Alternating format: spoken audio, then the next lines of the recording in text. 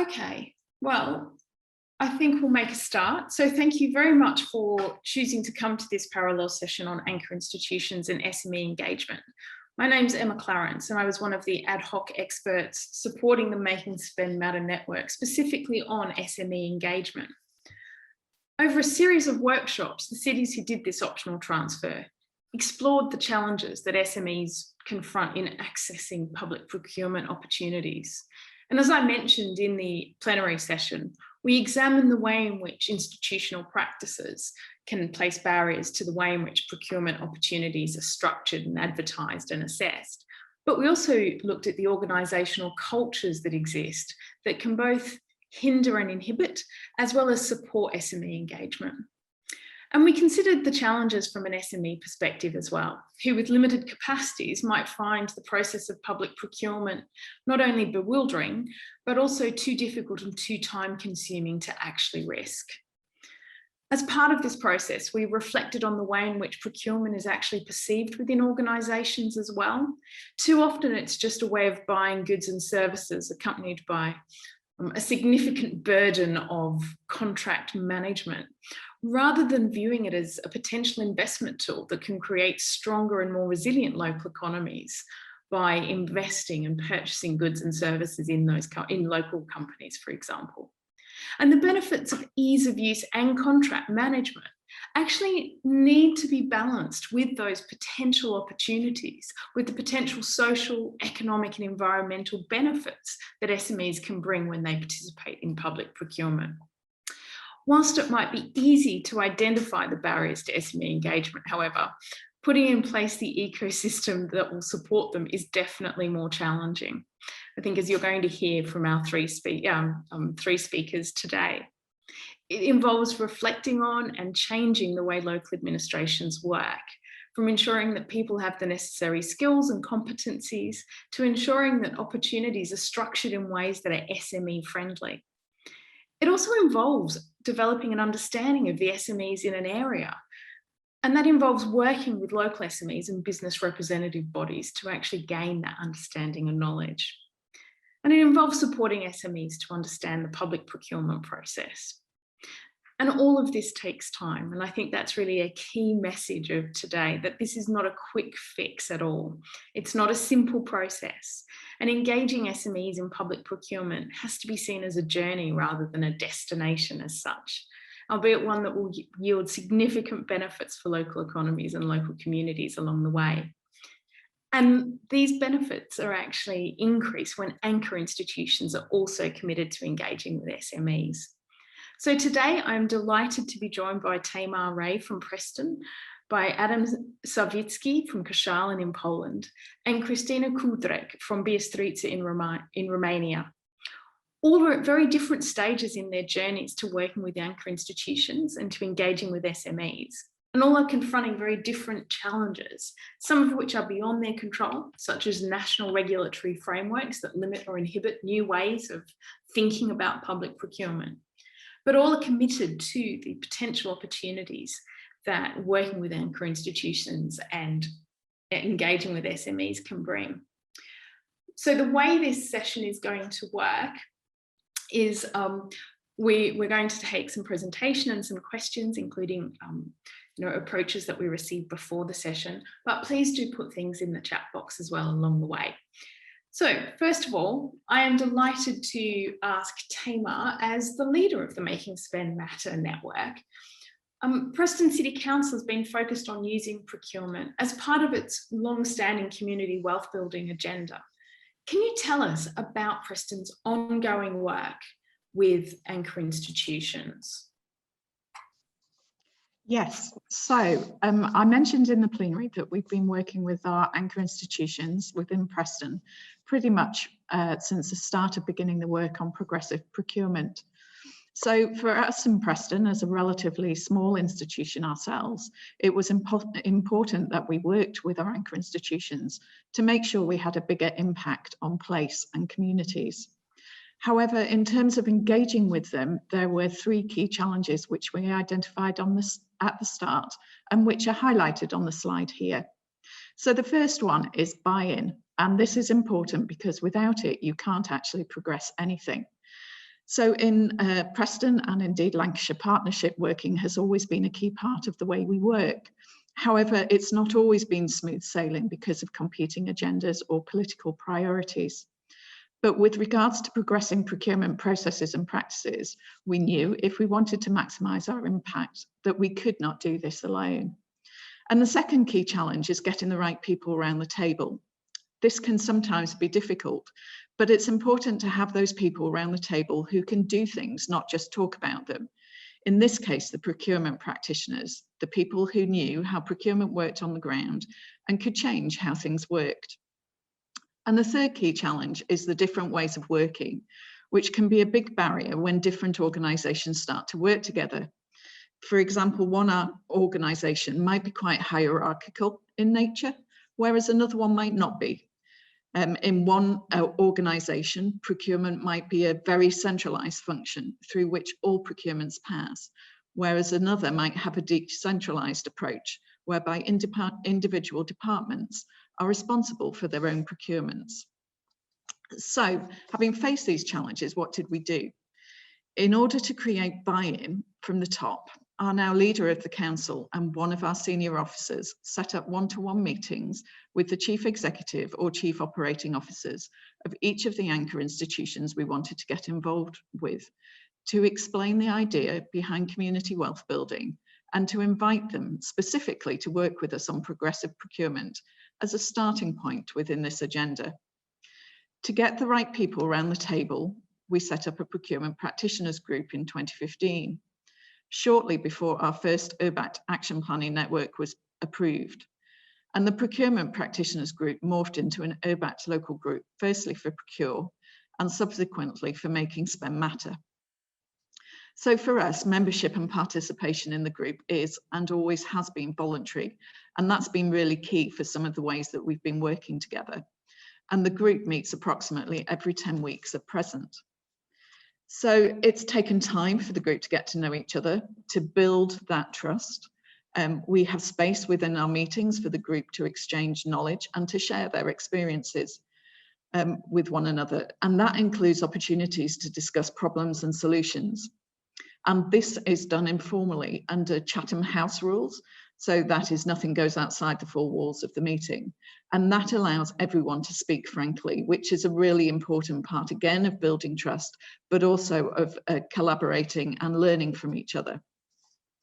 So although membership is voluntary, when as part of Making Spend Matter, we were undertaking the analysis ourselves, we felt it was really important for those anchor institutions taking part to have an agreed terms of reference for the collective spend analysis. And this laid out the parameters of who would do what and provided a really useful structure within which we could carry out the analysis and also agree the collective findings. And all of this has contributed to building a really good collaborative way of working. And it's really helped us to achieve our objectives that we set ourselves at the beginning of the transfer network. Thanks very much, Tamer. In Preston, you've obviously been engaging with anchor institutions for many years as part of your community wealth building agenda. How have the institutions you've worked with changed over time? To be honest, for us, the group hasn't changed that much over time. So we started with procurement practitioners from the core anchor institutions of the police, the county council, 2 colleges and a housing association, and later also the university. However, we also felt it was really important to understand the supply side better. So we invited 2 business sector representatives to join the group, the local Chamber of Commerce and the Federation of Small Businesses. And over the years, we've also been joined by a number of other local authorities and public organisations. And the most recent member to join is the Lancashire Health Trusts. And what impact have those changes had? To be honest, it's been a really positive one. So the organisations, they want to be there. They want to use procurement to make a difference. And I think the results of the collective analyses that we've done over the years show that the things that we've done have actually worked. So for example, we've broken contracts down into lots. We've simplified paperwork. There've been meet the buyer events to try to bridge the gap between what we as buyers think suppliers provide and what suppliers think we provide. So there's been a lot going on, and it's been really successful. And like I said, from that point of view, it's had a really positive impact. Great. I mean, one of the core parts of really furthering the Making Spend Matter agenda is cultural change within organisations. And this is always something that can be somewhat challenging, shall we say. How challenging have you found that process? Well, I have to say, as with all cultural change, there are those who embrace it and there are those who are less enthusiastic. And it's one of those things, it doesn't happen overnight, however much you would wish it to. For a long time, procurement was just about the price and the quality, and now it's about thinking more widely than that. And to make that leap, you have to talk to people about what it means and how they can make a difference when they're carrying out those procurements. It's also about sort of getting rid of that silo working and working across departments collaboratively. And as an example, within my own organisation, it took some time for the procurement manager to work more closely with economic development and policy, particularly around social value, those additional economic, social and environmental benefits. But once we did start to work together more collaboratively, there was a real sea change in terms of working together. And I think it's become more natural now for people to think more widely about what they're buying than it was before. But I'd say it's still a really slow process and will take time. So that's interesting. You know, success helps breed success then, in your experience. Yes, definitely. Turning now to focus on your work with SMEs, who have you found are the key organisations or institutions for developing your work with them? So I mentioned the Chamber of Commerce and the Federation of Small Businesses, who we invited onto the group to give us that supply side perspective. And they've been really instrumental in working with us over the last 3 years, providing those insights into the ongoing barriers and challenges SMEs face when trying to access procurement opportunities. So one of the business organisation regularly holds Meet the Buyer events, even online now, because of COVID. But prior to COVID was also providing some capacity building for SMEs through training on tender and the bidding processes. Mm-hmm. Okay. I mean, are there other ways that they've supported the ULG as well, the URBACT local group? Yeah, so one of the things that we discussed really early on in Make It Spend Matter was how we could get information out about low value procurement opportunities. And these are ones that aren't shared on the CHEST, which is the local authority procurement portal. And the business support organisations offered to share those opportunities through their weekly newsletters. So we created a template for them to do that. We've also carried out a survey on supplier engagement, and that was designed by the anchor institutions in collaboration with the business support organisations, because we wanted to understand why and how SMEs had ever engaged with us in terms of tendering, and also to understand where they looked for procurement opportunities. This was something that was really, really important to the Federation of Small Businesses, because one of the things that they've been telling us for a while was that social media was increasingly the medium by which small businesses, particularly micros, would look for and do business. And I have to say that the results of the survey did actually bear that out. But I think equally, it's important to remember that SMEs are not a single group of businesses, and not all of them will look for opportunities in the same place. So the big challenge for us is meeting all those different needs and making sure that everyone who wants to know about the opportunities can find out about them. Great. I mean, I think that's a really important point. We talk about SMEs as if it's this homogenous part of the economy, and yet, as you've said, they're really diverse. You know, not only the sectors they operate in, but there's a big difference between an SME with 200 and 240 members of staff and a micro with 1 or 2. Yeah, I think that's a really important point to draw out. Yeah, certainly is. I'm going to ask all of our three presenters this question. I highlighted in the introduction that making spend matter and engaging with SMEs is very much an ongoing journey, and everyone is at different stages of that journey. What are your next steps? Okay, so our group has been in existence now for 5 years, and we've been continuing to meet regularly despite COVID. And I think that's been a mark of the really strong working relationships that we've developed over the years. When we began work on making spend matter, we identified two main things we wanted to do. Undertake a collective spend analysis together, which, as I've said before, was about building capacity and ownership in-house, and also to try to understand our SME base better, communicate better with them, and as a result, widen their engagement in procurement opportunities. The first, the collective spend analysis, was successfully achieved. The second, well, that's an ongoing thing and will be ongoing for several years yet, I imagine. But the other thing that we've done is in the latter part of last year, we reviewed our objectives and began to work on an action plan. And that set out the priorities and actions for the coming 12 to 18 months. Again, it's focused very much on growing and improving our knowledge of our business base, especially in the light of COVID, because we need to understand the impact that COVID has had on the businesses, whether in fact they're still actually there. But also one of the things that we want to do is increase the delivery of social value, and come back to that point about communicating better with our SME base, because that's the challenge that we've not solved yet. Yeah, thank you very much, Tamer. I think that's really interesting and some significant ambitions, but also some really big challenges, because I think you're absolutely right. We don't know what our local economies look like after COVID. Each country is handling it differently, but things like furlough schemes where workers are being part paid, there's a lot happening that we can't yet see in terms of the outcomes. So challenging times and opportunities. Yeah, so thank you very much.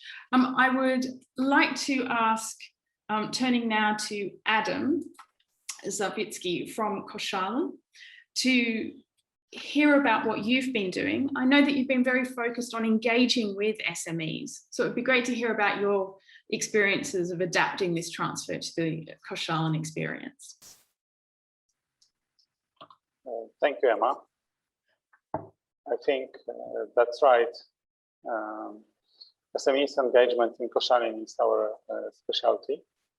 And over the last 5 years, the city of Koszalin has undertaken a number of actions in response to identified challenges, which include, so first of all, we needed to overcome thinking and acting in silo.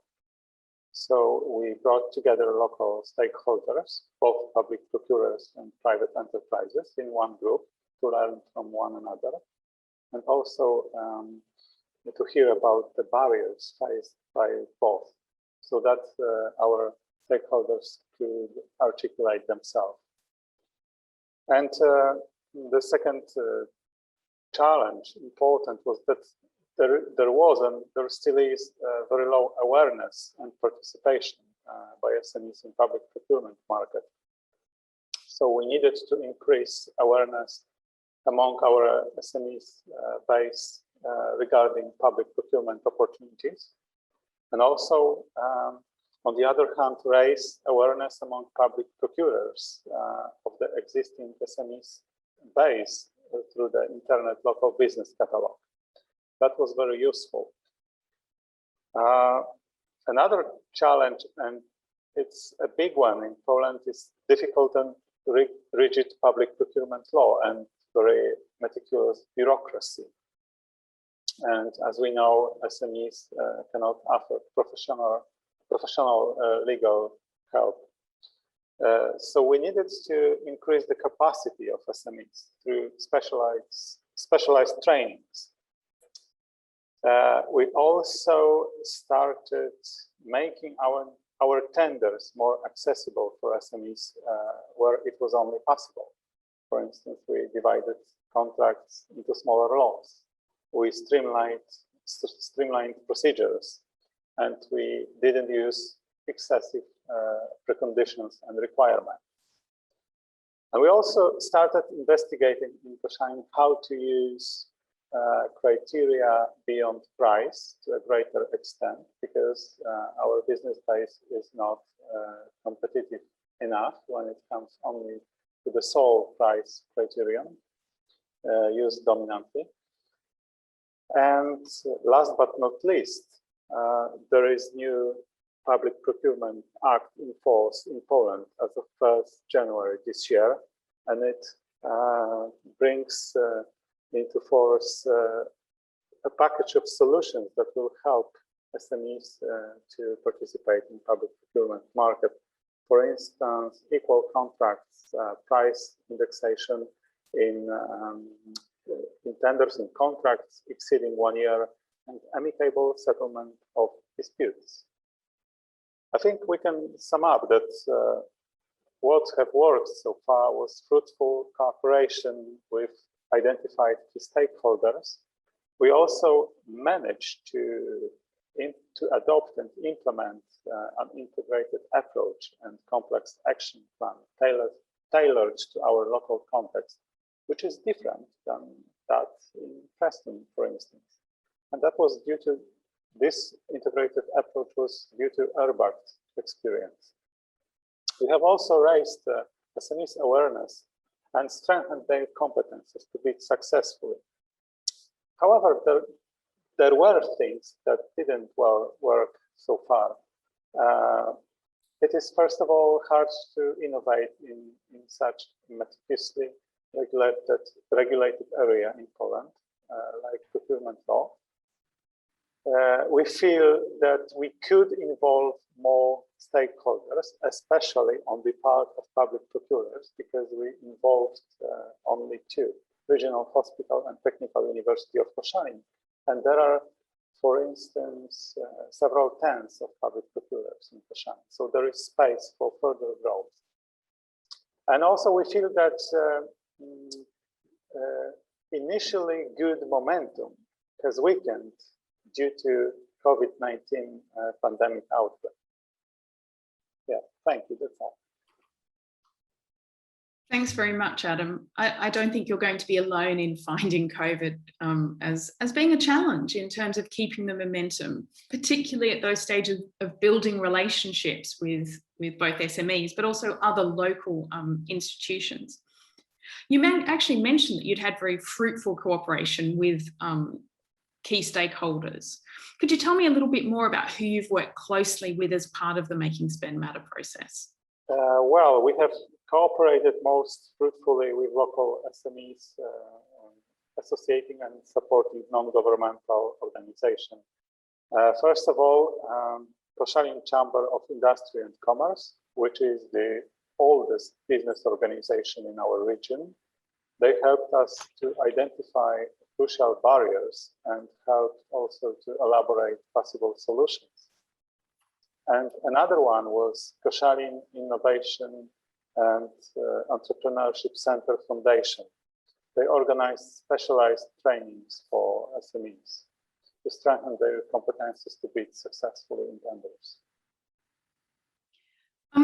Thank you very much.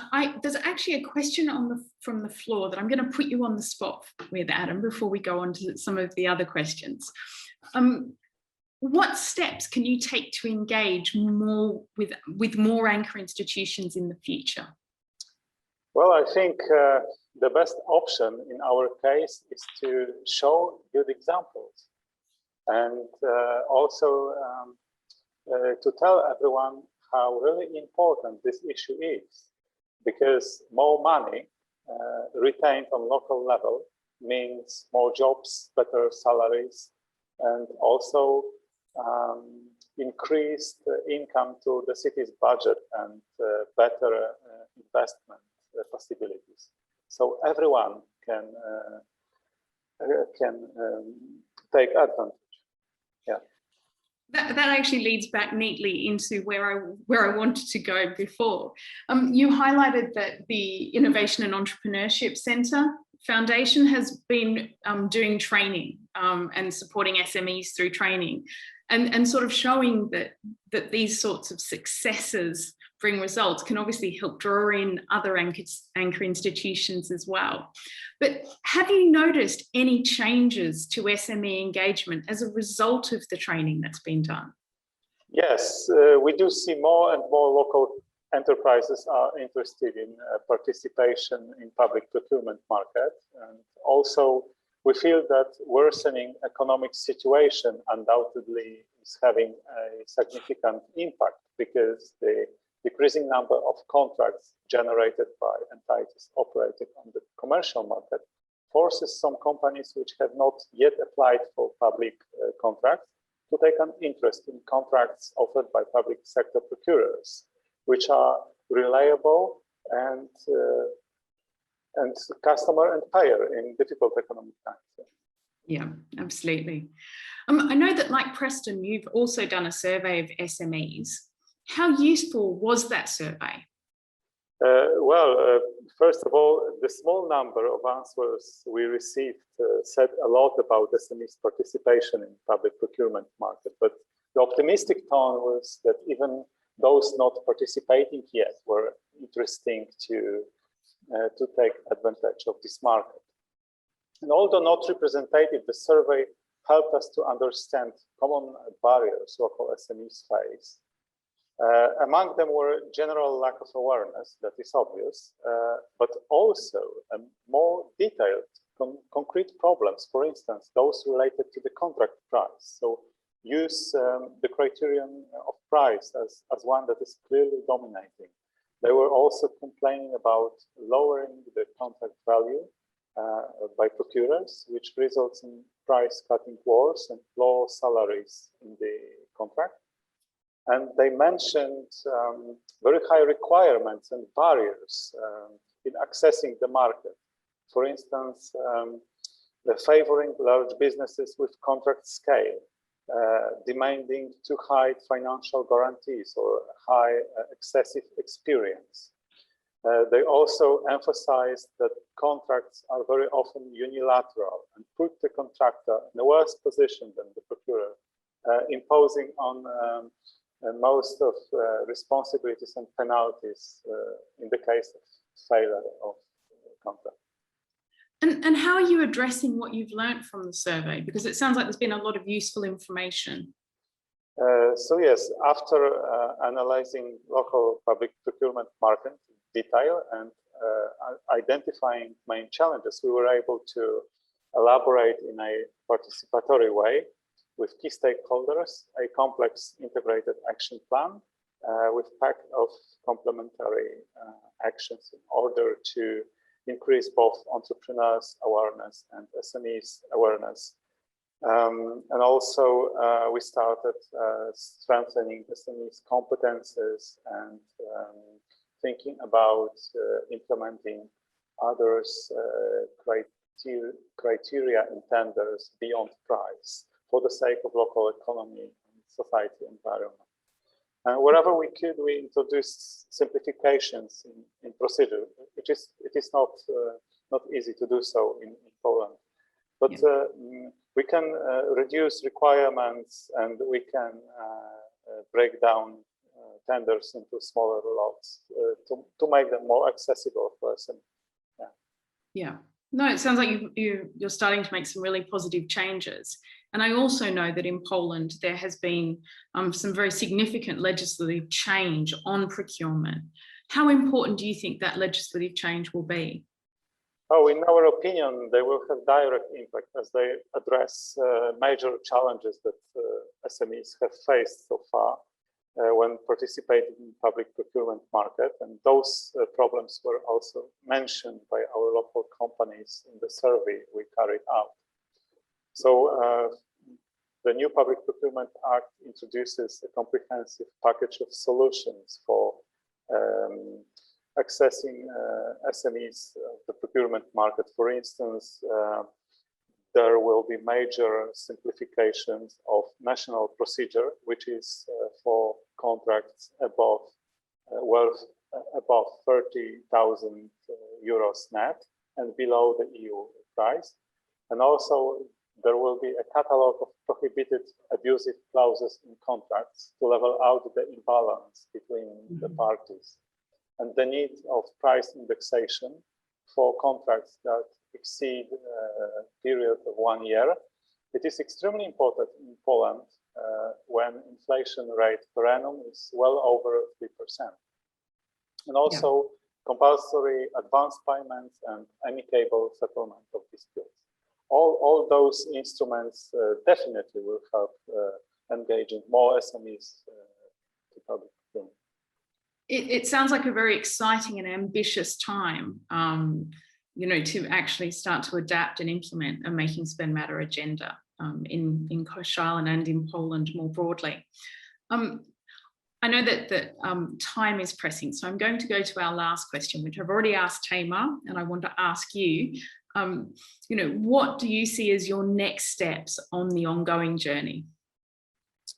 Well, we would like to collaboratively organize with our ULG core members a conference, and I believe it will be organized in person late spring or early summer, and also advertising campaign for SMEs. Because in our opinion, new legal instruments improving SMEs' position in public procurement and also electronization of national procedures in force as of 1st January this year, they both constitute an opportunity to give a decisive boost to SMEs engagement. Great, thank you very much, Adam. It sounds like a very exciting time actually in Koszalin. Thank you. And in Poland about this agenda. So good luck with your next steps. Thank you. Turning now to Christina, Christina Kudrick from Beer Streets in Romania. You've faced a number of quite significant challenges in adapting Making Spend Matter to the local context, but I'm aware that you also have very ambitious plans for the future in your engagement, both with local anchor institutions and SMEs. Can you tell us a bit about that? Yes.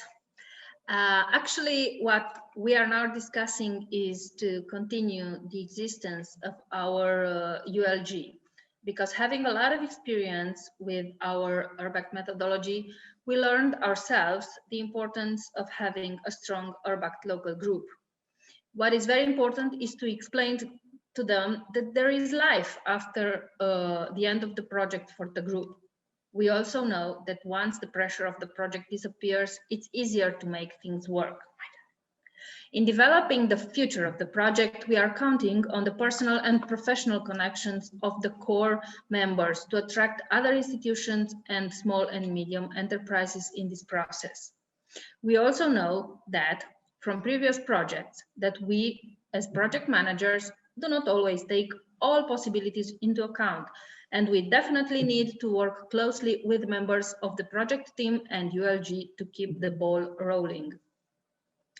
It is a well-known fact that political influence plays an important role in trying to attract other institutions, but in the same time, it can be a barrier. Having a political representative within the ULG can be tricky, as people tend to forget about the subject of the meeting and take advantage to present other problems not related to the project. In consequence, we are convinced that using the proper lever, we will be able to involve other anchor institutions in undertaking the basic spend analysis. Thus, we are counting on creating the snowball effect at local level. As we have now the findings of our basic spend analysis and the whole project experience, we can face all the potential responses, either positive or negative. And in the end, the win will be if we manage just to change a bit of the behavior and mentality around public procurement. Involvement in the network has led to personal development for each of our team members, something that we will look to enhance further in the future. Individually, and as a result of the transfer, our attitude to risk has changed. At national level, we are also sure that will happen is the way we are able to replicate the good practice, because having such an experience with the URBACT project, we have now a really good relation with the national URBACT point. And as soon as things will get back to normal, we will definitely have the opportunity to present the project at national level. Next slide, please. What we are not so sure about being successful in the future is our ability to engage the small and medium enterprises as well as we are with public institutions, because this is more of a general attitude at national level. Whenever people hear the word procurement, they take a step back and say, okay, not something that we want to be part of. Still, we have a strong relation with the Chamber of Commerce and Industry, and we will count on them to engage with the private sector, even if only to hear what we have to say, if not to transfer the good practice, as this will lead in changing a bit the mentality, being a first small step in this process. The habits in the procurement are not something that people are willing to change, as procurement is a very sensitive subject. As proven in the life of the project, the attitude of some anchor institution was not open to it. There are lots of barriers in the procurement process in Bistrica, which is preventing local and smaller businesses from bidding to opportunities, most notably around their skills and capacity. Bistrica does not have different processes for lower value tenders, meaning a heavy workload for the procurement department and a lack of capacity to enable change in procurement processes. The municipality of Bistrica has, however, recently introduced a new procurement procedure. The national law changes constantly and makes it difficult to put into practice the learnings from transnational meetings and the best practice of our project partners. The lack of national policy framework related to the European law results in the impossibility to embed the social and environmental criteria in public procurement process. I must say, we still have a lot of work to do at local and national level.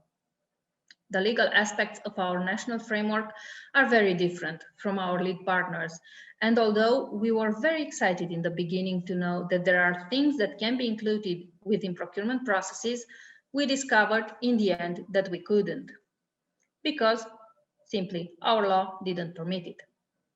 We learned about including the social and environmental criteria in a tender, and then explaining it to our colleagues, they replied that this will not happen very soon in Romania, because according to the current legislation, including such things in a tender is considered bias. Thanks very much, Christina. You've outlined many of the challenges that you've faced. So, but I know that you have ambitious plans for the future, as you've just outlined. I mean, one of the key things is about working with other institutions. What do you think is the right mix of institutions for the URBACT local group? Well, I don't think that there is a magic definition of the ULG. Having worked with such groups for over a decade, we learned that it's definitely in a continuous dynamic, and it changes during the life of a project, and for sure, members that would seem perfect fit in the beginning would prove to be quite the opposite in the end. In the same time, others that would join the group in the middle of the project would turn out to be what the group and the project needs. So the idea is to keep an open mind when setting up an URBACT local group, to listen to the others' proposals and try to include members from as different areas possible, as you can never know where the course of action will lead to. Great, thank you. You highlighted in your presentation about some of the challenges of keeping people on track, shall we say. I mean, how have you found those challenges on keeping your ULG focused on the wider aims and objectives of making spend matter?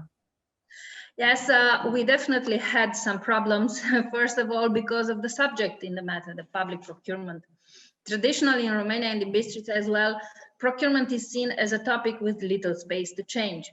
So the first challenge was to explain the method of the network, the transfer of good practice. Then there were the legal boundaries that got them frustrated, as wanting to implement the knowledge from the transfer proved to be impossible. And the cherry on the top was the pandemic year, where all interaction got online and it was even more difficult to explain and to attract more members. But working mainly with public institutions, we gave, as example, our own experience, the way we handled the job that seemed difficult in the beginning, and that got them a sense of safety and a reason to believe that change is possible, starting bit by bit, one baby step after another. A message that seems to be coming from all of you is about the importance of those small wins that can help really maintain focus and motivation to keep going. Making spend matter requires new ways of working. It requires new ways of thinking, and alongside the practical sort of legislative challenges that you've faced, it also requires cultural changes. What have you found to be most successful in promoting cultural change internally? In our case, the main change consisted of the way we organize the project team, with a mix of departments that usually don't work together. The cultural internal change came from the dissemination of the project within the selected departments, not only the designated members of the project team. The possibility to participate at the transnational meetings offered them the opportunity to think outside the box. And when I mean outside the box, being their day-to-day job, and take a look at how procurement is seen at European level, which led to changing the way they personally tackle the procurement. Gathering together different people with different activities around public procurement in the lifetime of the project created the premises for a future internal culture of cooperation. Thus, we are counting on creating the snowball effect at local level, as we have now the findings of our basic spend analysis and the whole project experience. In the end, the win will be even if we change just a bit the behavior and mentality around public procurement. Great. You've talked about creating that snowball effect and how important that is.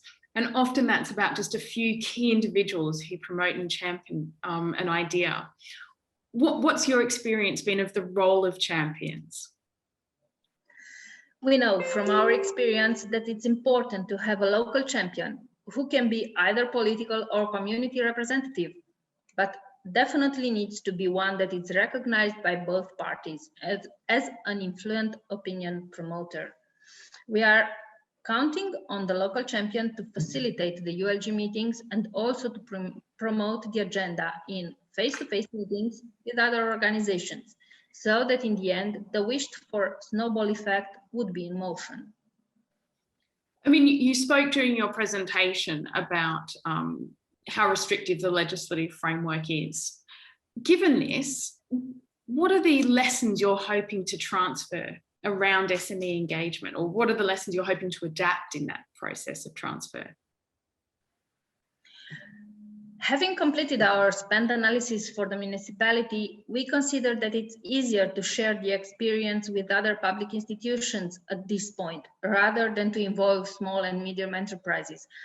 Because as mentioned before, the public institutions are mandatory to have their public procurement made through a national platform, and this for the private sector is not mandatory. Still, in the future, we are hoping that using some of our local group connections with the business sector, like the Chamber of Commerce and Industry, we will be able to transfer our experience also to the private sector. So I turn now to the last question, and you've actually already spoken a lot about what your next steps are on your journey, but if you can bring them all together and sum up where you go from here. Yeah. So we definitely want to continue the existence of the ULG and also to enlarge it with new interested stakeholders. We will count on the personal, political, and professional connections of the existing members to present our own experience with spend analysis after the end of the project. We will continue to meet regularly and discuss the different issues related to public procurement and spending of public money. At national level, we are part of a network of cities with URBACT experience, and we exchange our project findings so that our transfer model can replicate easily to other Romanian municipalities. Thank you, and thank you very much for telling us about your ambitions in the future and the challenges that you've faced. And thank you also to Tamar and Adam for telling us about your journeys. I think what's really clear from the contributions of our three speakers is that there are many challenges, but also many opportunities that come with working with anchor institutions and seeking to engage SMEs in public procurement. And I just want to sort of highlight perhaps 3 or 4 key takeaways, because I'm very aware that time is short and there's the panel to get to. I think the first is the importance of trust. It's building trust between the different organisations that you want to work with, but also internally within your own organisation. It's about the need to gain institutional buy-in.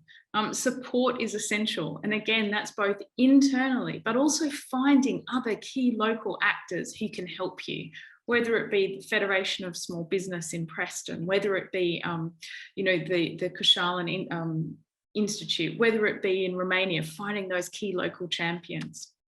And I think, you know, the third is really that importance that I emphasised at the start, but I think is really clear from our presenters, the importance of viewing this as a journey, and that, you know, there are going to be some quick wins perhaps that you can implement to create momentum, to create that sense of success.